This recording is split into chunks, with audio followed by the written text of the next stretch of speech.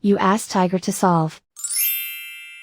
This deals with linear equations with one unknown. The final result is k equals 20. Let's solve it step by step. Simplify the expression. Simplify the arithmetic.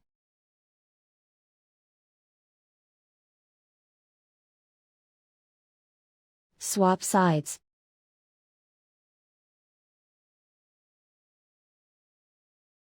Isolate the k.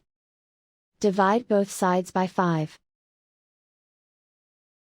Simplify the fraction. Find the greatest common factor of the numerator and denominator. Factor out and cancel the greatest common factor.